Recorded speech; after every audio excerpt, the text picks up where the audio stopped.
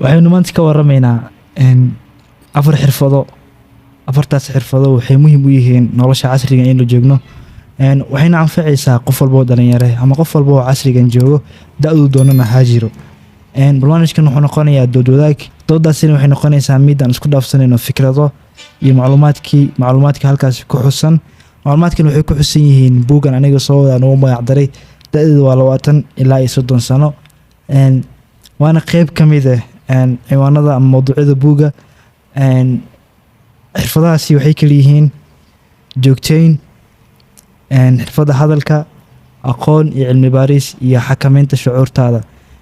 sidoo qofku xirfadahaas ku yeelan karaa, faa'iidada ay leeyihiin waa maxay,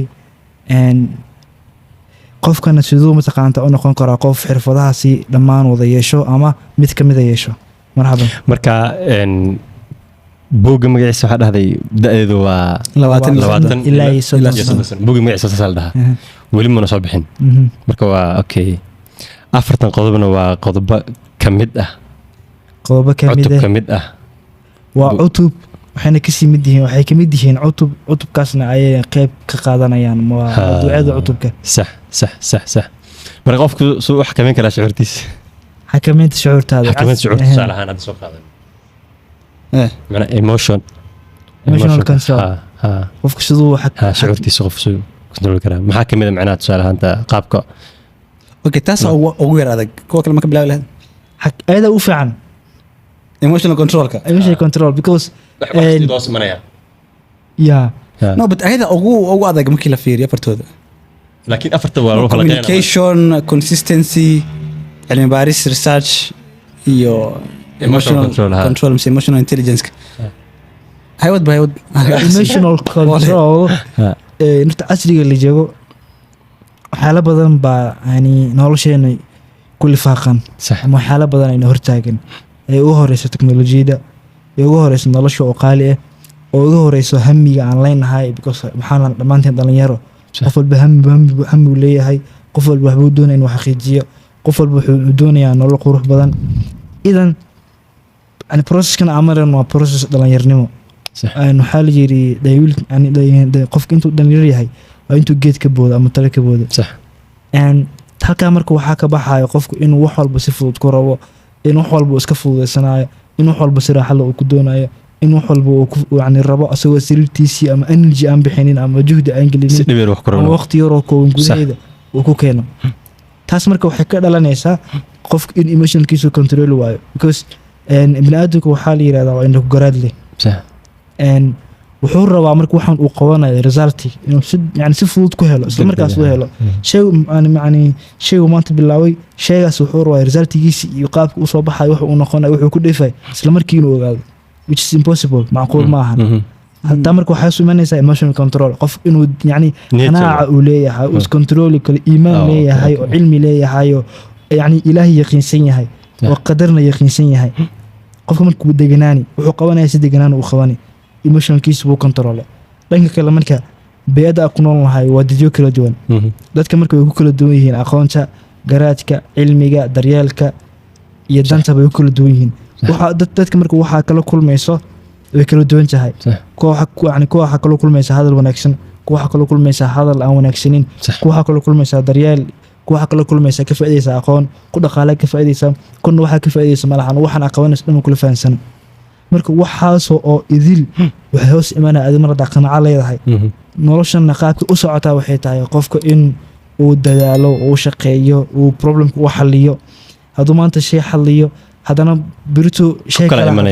hoos imaanayo kaasada inuu xalliyo. yani suuxii soo kac wax xalli waayo, suuxii soo kac yani adduunka waxa u imaano inaan shaqeyno subax kasta dhibaatada imanaysa adduunkeeni aakhireen.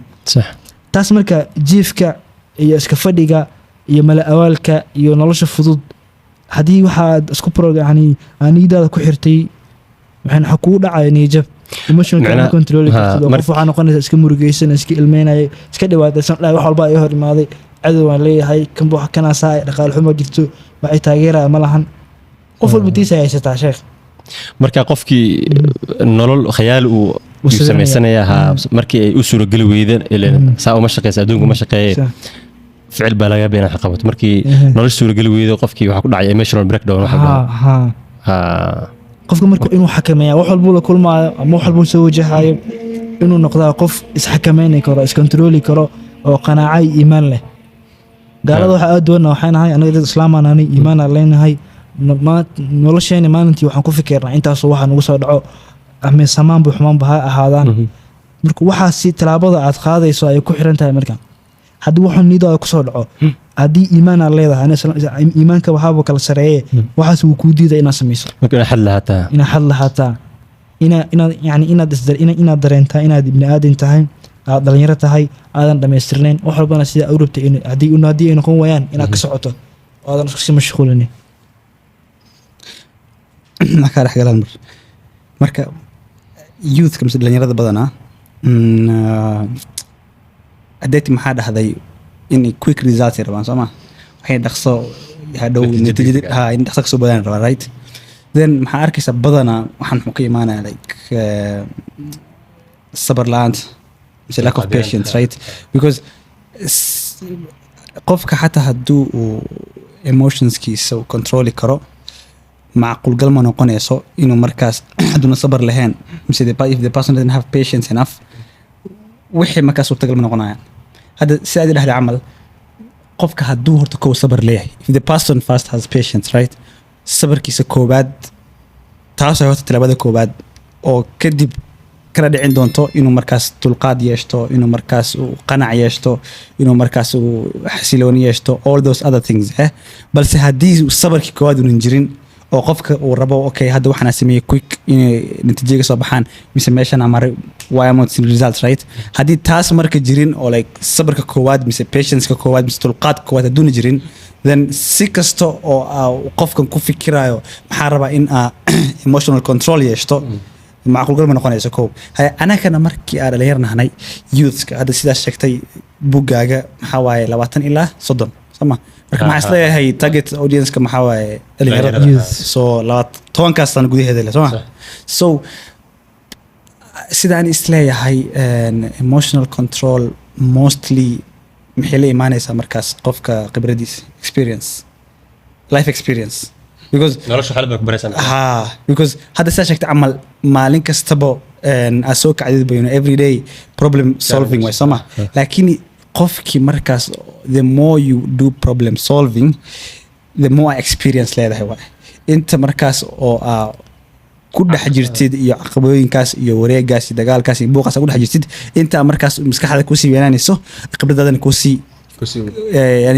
ballaaranayso ma meaning qof markaas 20 sano jiro iyo midka 25 sano jiro they are opposite maaha balse way kala duwan yihiin soma farqa u dhexeeya balse farqigaas sometimes uma dhexeeyo because maxaa arkaysaa midkan oo soo korayo already 15 mise 30 asoo jirabo oo already laga yaabo inuu reerkiisaba markaas mas-uuliyadda qaado oo already markaasaaba laga dhigay someone responsible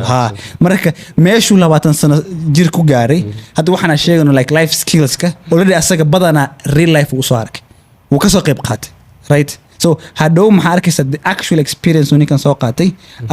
kasoo fulinayaan waxaan u rabo right and the other person or everything was good noloshiisa caadi wax iskuulkiisa reerkiisa shaqadiisa everything waa iskugu aadiyey then that person maxaa arkaysaa sidii ingiriiska dhahaan self entitlement malihid wax kasta xaqa u leeyahay wax kasta anaa leh ma fahamta meaning no mali dhihi karo waxaani rabo waaye macaanka gacmal no you know qof spoiled camal noqonaysa right so youthka markaan ahnay I think si kasto oo qofka uu oga fikiro mise uu noqoto a good life skill uu noqoto I think sidee lahaa it takes a bit of time in emotional control ay letid mise for you to master your emotions or to have an emotional intelligence right and unlike qofka oo markaas weynaada oo markaas experience ka laho you know intaas sana soo noolaa oo mise intaasoo challenges soo arkay qawigana soo kala arkay asagay u fududahay understand rather than kuwa the communication skillska and consistency-ga sidaa sheegtay iyo joogtada iyo research mise education right those other ones with time waa keeni kartaa you know consistency maanta waa keeni kartaa kale waa isku dayi kartaa laakiin tan I think xogaha waqti u rabaahantii inuu qofka Marka- with experience marka hadda waxaa ka fahmi waxaa waaye sida ani u maleeyo dulqaadka iyo waxay isku xiran yihiin emotionka inaad dhalinyaro markaa timaahno Ha, qasab ha, qasab because you have to know waxaan noloshan Maxaa it's a iga step iman by step hadda tusaale ahaan haddii aad dhahdo dulqaadka horta soomaali ahaanba waxaas dhahdaa dulqaad ma welihin aayad quraan waxaa jirta khuliqa alinsaana min cajal waxaad malaysaa in soomaali loogu talagalay lagu soo dejiyey sababtoo ah waxaa arkaysa tusaale ahaan dulqaad la-aanta iyo samir la-aanta waxaad arkaysaa masaajidka tusaale ahaan marka aadno waxaa arkaysaa masaajidkii oo buuxa oon buuxin oo leenka dambe bannaan yahay meeshii la marayba qofku tukanayaa asaga wuxuu rabaa markuu tukado inuu baxo laakiin ma danaynayo inta qofka kaa dambeysa ee salaadii waxaa laga yaabaa salaad kusoo daahaybo oo hal ragcad kasoo gaaray laakiin isagu meeshii keli ee laga baxayay yuu ku tukanayaa si uu isagu meeshii uu markuu salaada ka baxo dadka la dantiisa ma ahaan tiisa buu fiirsanayaa uu ku tukado uu ka baxo marka waxaa yaraya dadkii dhanna ee tukaday waxaa yaraya waayo in laga hormaro ma rabo marka dulqaadkii ma lahaan uu isagu ku tago uu laynka dambe u galo uu meeshii saxda ahayd ee lagu talagalo kusoo tukado ma lahaan marka dulqaad laanta horta sibayno haysaa tan kale emotionska ana haddii aan ku darsado sida aa sheegtay waxaa dhacaysaa qofkii dhallinyarada ahaa ama sida uu hadda sheegay maxamuud